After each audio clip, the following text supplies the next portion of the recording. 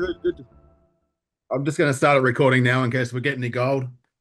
Yeah, it sometimes happens. Mate, I love people don't say the word crapped out enough anymore. I love that. That's a good place to start, hey? How you doing?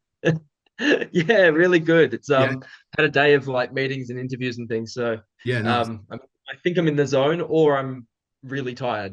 Could Well, go either way. either or. It's only 4:30 there, man. I know. Hey, yeah, is this is like super late for you, hey? Nah, Are it's you a fine. night owl? Yeah, pretty much. Yeah, yeah, it's all Yeah. good.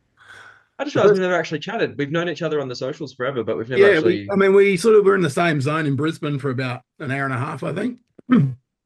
But yeah, didn't get a chance to have a really good chat, did we? No, No, it and was a bit of a it's like a wedding. A book event is like a wedding. It's like, oh, hey, totally. I know you. Yeah, thanks for coming. And then it's like, What's going on? Yep, done, yeah, done. How's it going so far? yeah. Just So far, so good. It's the book's not out yet. Six yeah, days out. yeah. But yeah, all the ramping up the tour planning and the media and all that's happening. So far, people are responding well. Yeah, cool. So interesting to yeah, interested to hear your. I know you were kind of like, oh my god, this book, but it'd be great to kind of chat about it Well, the with first thing I you. wanted to ask you actually was like, I'm disappointed I can't get the pump routine, the pre-interview pump. Whoa. Yeah, yeah. What is it? Hey? Do you do the full do you do the push-ups and the dumbbell curls to set up or? If I'm doing something in person and I Yep. know I'm going to be on camera, I actually do. I'll either schedule a media interview Yep. post gym, so I'm still pumped, Yeah, nice. or I'll quickly smash out like 100 push-ups in a green room somewhere. Trade tips, see? Secrets of the trade. I mean, it's impossibly vain, isn't it? But it's somewhere between vain and just anytime there's a photo of me, I'm like, are my arms big? Yeah, That's really for all I sure. care about. I mean, I think that was one of the like leading into it, like your social media presence, like just yeah, to discuss, just a discussion around like how that works for you, in terms of as marketing, or like is it like more of a personal sort of direction you're taking with it, or what, how do you frame it? Yeah, that's a really interesting question, actually. Because a lot of people, I think, assume it's marketing. It's Mm. or purely kind of I don't know what the word is, but like trying to appeal to people and get attention, I guess. And it's actually not that. And Yep. it also has often the opposite effect, if I'm actually really honest with you. So me getting there as a writer with kind of a literary following and a following of readers and people who like to read, when I post what I'm doing at the gym, it actually a lot of people don't particularly like it. I've had people message me and be like, "What are you doing? You're diminishing your brand as an author, or you're making yourself seem lowbrow or trash or whatever." Right. And maybe I am, like possibly, but it's coming from a place of like I spent a lot of my life trying to be the good kid and do things right and always get approval and all of that. And for me, writing was always a punk thing. It was always like, hey, like, fuck everyone and fuck everything. And so when I started getting acclaim as a writer, which I never thought of myself as literary, so I didn't expect that. When I started getting kind of approval and acclaim and people wanted me to be a good kid in my writing, that really bugged me. It really affected me. And I was like, I don't want to be kind of packaging myself up for the public. I really just want to be myself. I just want to show like, hey, this is who I am and this is what I like. So all the bodybuilding content, all the weightlifting, all the gym selfies, that's just me being like, hey, this is what I'm up to today and this is what I love. And Yeah, I mean, um, some people get it and some people don't. sure. I mean, yeah, I mean, bodybuilding, was it something you were gonna get into did you get into as a teenager, or was it something you got into later on? I mean, this is coming from someone who did a lot as a teenager, and like, that culture of the aesthetic Mm. versus strength, and getting into all the magazines and everything, and being really sort of into supplements and doing the workouts with your mate, and like, checking out Dorian Yates and all those guys at the time. uh was that something that you were conscious of at the time, and does that sort of fit into like your identity overall, or was that something that sort of happened over time? Yeah, the bodybuilding and even playing footy and getting into that, it was more after I left home, to be Yeah. honest. So as a teenager, I got very much boxed in as like you're the smart kid. and you're the academic kid, and that's your lane. Stay in your lane. I'm one of six kids, and so there's three boys and three girls, and dad kind of was like, I've got, what was it, strong boy, tall boy, and smart boy, or whatever we were called. And Mhm. so I was smart boy, so I like had to be, that was my thing. My brother was into bodybuilding. um there was a lot of arm wrestling in our house growing up. I was always losing because I'm about 7 years younger than my brother. But yeah, once I actually like left home and was like, cool, what do I want to do? Like, what do I want to do with my spare time? Um, I became a massive gym junkie. I rocked up at a gym and realized actually, when I didn't have, brothers pushing me around and giving me noogies and shoving me into walls, I actually liked being, lifting Yeah, weights and doing that kind of stuff. So and then once I started, I was like, this is the best. It's a really positive space. There's a really, I think it's pretty much a meme at this point. There's like a direct line between, you know, geeks who were bad at phys ed at school and mhm. then people who end up becoming jacked, you Yeah, know, bodybuilding obsessed gym junkies. And that's me. Like, I was very much like bad at PE, bad at, really unco, I'll fuck up if you make me play sport. for I'll sure. fuck up pretty quickly. But give me time and space as an adult, and actually, it's something I love. Yeah, cool. I guess that leads directly into the so you said your previous novel, King of Dirt, explores what a traumatized, addicted, mentally unwell Aussie bloke in his 30s looks like. Was Mm. a challenge to unpack that idea into your three leads in Invisible Boys and then Yeah, the Boys. And I guess how do you go up the surgery of disentangling each aspect of yourself into the characters? If that's not too complex a question to sort of, No, no, and it's I'll a edit it's. around it. I love questions like that because it makes what I've written sound so much smarter than what I You're thought I was welcome. doing. So thank You you. did Yeah, nail it please, too. Yeah. please continue. No worries.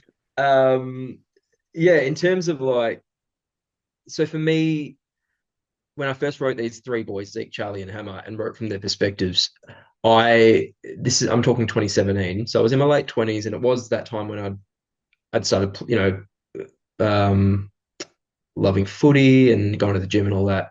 So I'd kind of found my way in the world. But when I wrote those boys, I kind of felt like I wrote myself into existence in a way that I was kind of saying that these are all the parts of me that exist. Um, writing King of Dirt, Jack Brolo, was actually for me felt like a unifying moment where I really understood. I think a lot of us who've grown up gay or well, not even gay, you can be straight and just have a bit of fucked mental health.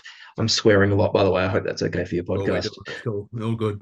Go hard. Great, great. Bring out the Jero. I've got the Broken Hill. You've got the Jero. So like, go for Oh, Broken Hill and Jero, what a it. Yeah. match made in absolute bogus hell. We can't be beaten when we telemise. It was fun actually to come back and be less traumatized because they're adults now. So it didn't feel so. I don't know. It was like a raw nerve writing Invisible Boys. It really was. It was tapping into teenage trauma and how I felt back then. Um, but this was a lot more fun. I felt a lot freer in revisiting them as an adult, maybe having done the Jack Brolo thing. Like I For felt sure. like I get who I am now, I get what I'm about, so I can just inhabit these boys without it feeling like round two of trauma. Like it wasn't re-traumatizing to be in their heads anymore. It was just, You certainly you know, go in hard on traumatizing them. I do. Look, it's yeah, no one has a good ride here, do they? No, no spoilers, but yeah, no holds Mm. barred on that. So I guess the question that arose yesterday was, can you tell me about the sauna reading that came about and cheap punchline, but like, what was the dress code? So it was very much not an event. It was just a recording. Right. So I had this idea in my head for months actually. So to give context to the listeners, the opening chapter of Yeah the Boys is from Zeke's perspective, and he's in a gay bathhouse, which is a male sex on premises venue. Um, and I guess because I knew I was going to a space where this is an adult book, I'm revisiting these characters when they're gay men in their 20s in the 2020s. So I can kind of be very modern and go, what does life look like when you are a gay bloke in your 20s? And for me, going to places like gay saunas and bathhouses was really formative, like Mhm. especially when you come from a repressed background, when you have been a Catholic kind of small town boy, very blokey upbringing where it was, don't be gay. And then you get to the big city and you're like, oh, and you can just, you can pay $30 and you can go into Just this go. Yeah. building and you can just do everyone. Yeah. Like Yeah. the absolute permission of that is so punk and so grunge and so liberating. So saunas became one of my favorite places, and so I've given that to Zeke in the book, Yes. as the repressed boy who's finally kind of able to do what he wants. But it was in my head for months before the book came out that how cool would it be to actually approach a real life sauna, and would they let me read that scene in the actual space? So I approached the guy who runs Perth Steamworks, Mike Drummond, and he actually said yes. so Yeah. we did it, and we haven't released it yet. It did occur to us after the recording that Working um, places or no, we no? did it when it was closed, so it was Okay. like it was outside of opening hours. There's Right. no kind of risk of. I mean, we've never put anyone in that situation, Yeah. but there's so many references to male anatomy and so many swear words that I was like, we've recorded this as a social media reel, and Hmm. no social media platform is going to let us play it. So, so I'm not sure. It might go up on YouTube, or it might be heavily bleeped I somewhere on reckon Elon Insta. Elon will let you do it. Yeah, probably. Like I The haven't X used wouldn't my mind. Twitter Yeah. account, yeah, Yeah. for about 18 months, but Yeah. Wise. and Yeah. I might have to. Um, but yeah, I just thought that would be a really cool thing to do, and I'm really grateful. Part of the book is about as well, like I don't know, there's been a huge cultural sanitization, I guess, of gay and bisexual men, Hmm. of Hmm. kind of wanting us to look wholesome and presentable for certain Yep. aspects of the world, and part of that was, I think, to probably get same-sex marriage approved and things like that. Like we, in a way, our community needed to present that some of us aren't just whoring around, some of us are actually in Yep. monogamous relationships, and we have families, and we want that life as much as anyone. So I understand why that happened, but I think it kind of got out of hand. So we had like this huge like desexing of gay men, and I think the boys is like a huge kind of punk resistance to that, and saying that's some of us are like that, but some of us love to fuck, For and sure. let's show that, and let's not have any shame around it. Well, you can tour the bathhouses too, surely.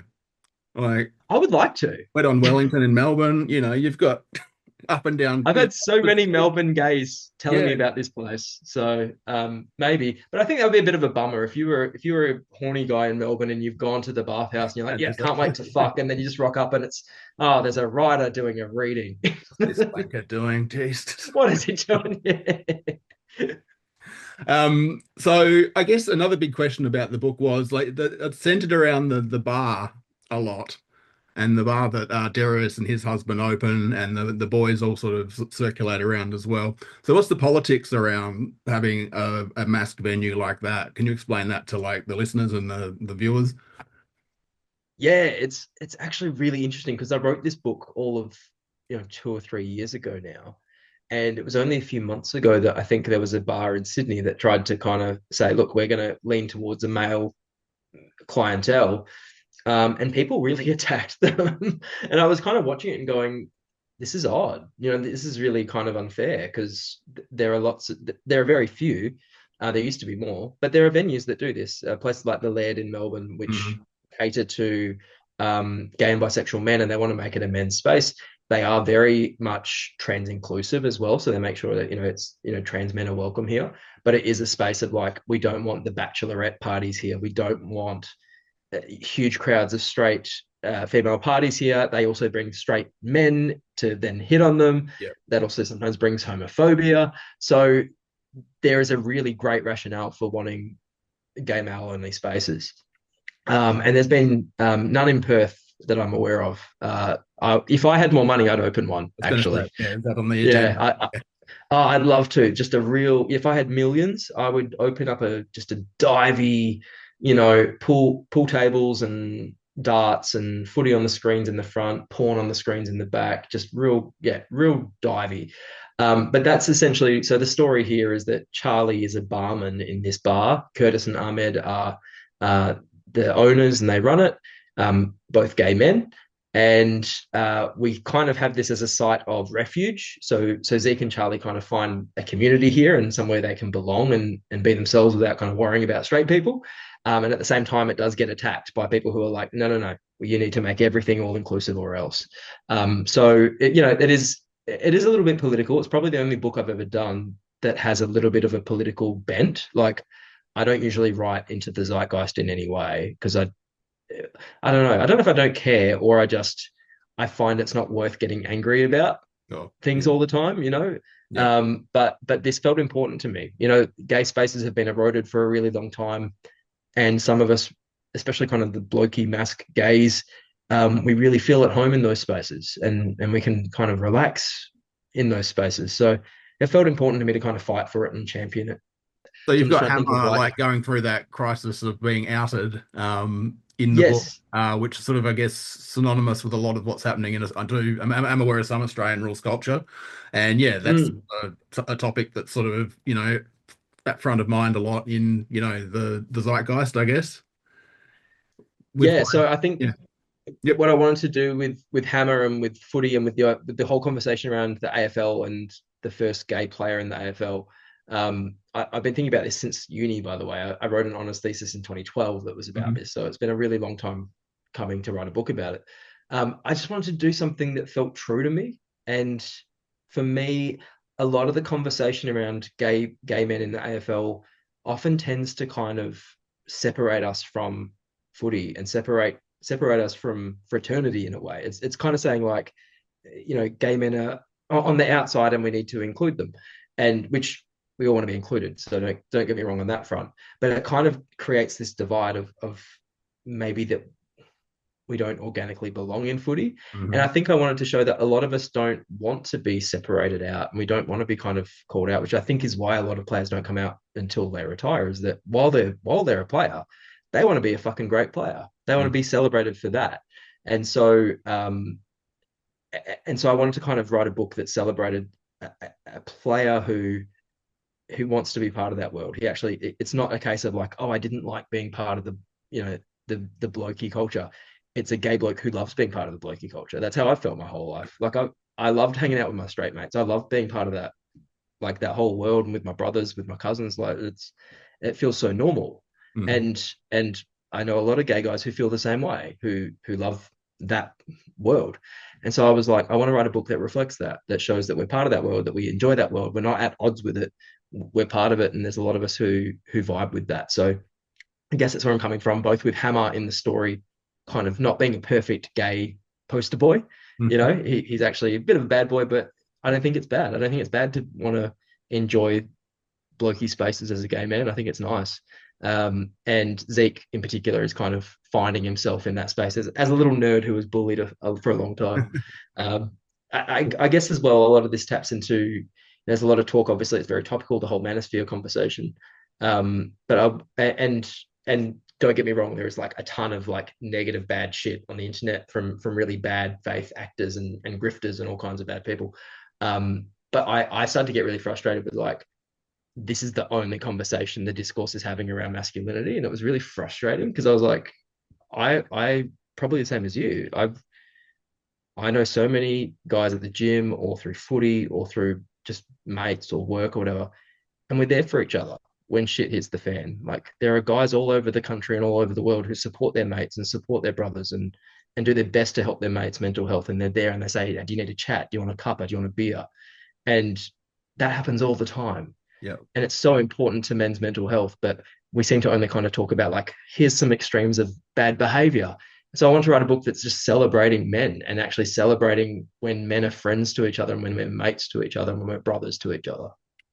Yeah, cool. I mean, I was gonna. There's another probably 3 or 4 hours in like the current Instagram sort of like trend of men shouldn't post, men shouldn't do anything, like all the which is driving. It's like we're trying to be allies, we're trying to do a whole bunch of stuff here, but then I'm getting just this like wave of like absolute.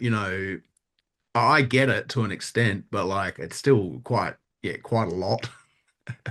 And to be honest, the book was a little bit about that as well, Yeah. because it was about that outrage culture that we see a lot. And Yeah. and kind of critiquing and trying to maybe make a divide between, there are people like Curtis and Ahmed or Mm. Charlie or Jacket Brick in the book who are gay activists. There's lots of people out there doing that really good work. There's also people like Xander, who's the influencer character, Yes. who is maybe acting in a way that's not entirely about the activism, but more about clout, chasing clout and chasing kind of attention. And so the book is trying to make that distinction, because a lot of that online stuff is just really toxic. Yeah. And So where do you draw the line between the outward Holden and the inner Holden? And is there a line? it's definitely a good question, because probably I do live very publicly on my socials. I don't just post and say, "Hey guys, I've got a book out," and "Hey guys, I'm doing a book tour," and then vanish. I do kind of go, "Hey guys, I'm at the gym. This is Hey, I'm what's at the happening. pub. Hey, I'm watching Collingwood. Hey, I'm with my husband and we're doing this." So I do like to, I guess, share where I'm up to. To me, that always felt not public, but kind of what I was saying before. It was kind of like, I want to show that I'm a human being, Mhm. and I don't want to be a robot. I don't want to be like a sales robot. For sure. That's not fun to me. I don't want to be like, buy my book. It's on Amazon. It's on Booktopia. Please buy my book. Yeah, not Um, just a wall of like promotion all the time. Yeah. no, I mean it No. doesn't. First of all, it doesn't work Mm. as sales tool. But also it's just not fun. So, and I've always just enjoyed like being a bit of a bullhead on social media. I can post a lot of shit. I post a lot of dumb stuff. Like, I've got the whole Hudson Sharpshoot alter ego, which I love doing, which is just like Yep. me being a wanker journalist talking about myself. Um, so I guess for me it's fun, but um, but I do keep a lot of stuff to myself, and it might not seem like that, but I've had quite a few years now where I've been really cautious about like what I do say and what I don't say in Sure. public, and especially things around like my mental health. I pulled way back on, because initially when I first came on the scene, Invisible Boys has such a theme about suicidal ideation that I felt like, all right, be vulnerable. Your job is be vulnerable and tell everyone every single thing about your mental health. And it fucked me up. It Mhm. really messed me up mentally. I was not in a good way, kind of 2020, 2021, because I was oversharing. And I is was that telling everyone everything. did that form sort of a feedback loop too? Because like people are sort of bringing their issues to you as well, and sort of you're acting as a sponge for that. Oh, Or absolutely. yeah, Yeah, no, yeah. like very much. So if you ever go to the signing line at a Holden Sheppard meet and greet, Get the like lounge, get on the I get, lounge. I get like an hour-long trauma dump, which I'm okay with, and I'm really like, I'm there for it because I know how that feels. I'm a fan of, Alanis Morissette. I love her music. If I met her in person, I'd be like, "Hey, you saved me through all these hard times." For So sure. I really value when people say that to me about, I read your book and it helped me through this, or I went through whatever. So I'm there for that. But initially, I just didn't have any way to kind of filter it. So it was just be open, tell everyone everything, then receive everyone's everything, and try to take it on and manage it and help them. And and it's just, you can't do that. So I had to put a lot in place around not talking about that stuff as in the same way. I don't share my sex life or my personal life, because someone asked me really early on about a sex scene or something sexual in Invisible Boys, and like, did you do that? What happened? And I was so dumb again with that Mhm. thinking of be a public person only and be vulnerable in public. I told them everything, and I instantly felt like I had given like a part of my soul to the public that I did not want to give, and it made me feel horrible. It made me feel overexposed and weak, and I just went, don't do that anymore. So Sure. there's just been lessons like that where, as much as I like to share, as much as I like to share, I have really clear boundaries around what I do say, and even to just stuff like where I am. Like, I don't post a selfie until I've left the place, because I started, I would post something and then someone would be like, "Oh, I'm nearby. I'm going to come find you," and I'd be like, Please "Oh, I don't. don't know you, and I don't want you to come find me. Thank you." That's the You know? parasocial thing, taking it a little bit too far there. Yeah, yeah. Yeah. It was a little bit hectic. So yeah, I've just put a lot of boundaries in place around that. But to be very honest with you, and Steve's question is now sticking in my mind. Oh, sorry. No, in a good way. Um, I've had like a good kind of nearly a decade of doing the social media Mm, on a daily basis. Like, yes. I went to some webinar in 2016. I didn't know anything about social media, and I didn't like it at the start, which doesn't sound true now, because I'm a narcissistic selfie monster now. But at the start, I went, I hate social media. I don't want to do that. And this webinar said, do 30 minutes every single day, and that will help you grow. So I did that. I took that completely on board. I've done 30 minutes at least. I've probably done hours daily for years. Occasionally I'll have a Sunday off, but that's only in the last year or so. So I've had a good decade of being very visible. And after the The Boys tour is done, I've made a very conscious decision that I'm going to have a break. It's been a lot. I've put myself out there as much as humanly possible.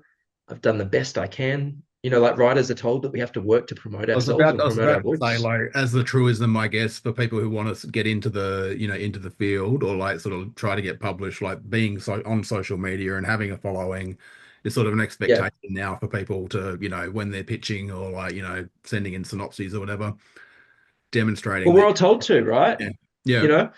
And you get that feeling of like, well, I have to do everything I can. I want to succeed. I want to be big. So you do everything you can. And yeah, I've reached the point where I'm like, it's been a good decade. I worked very hard.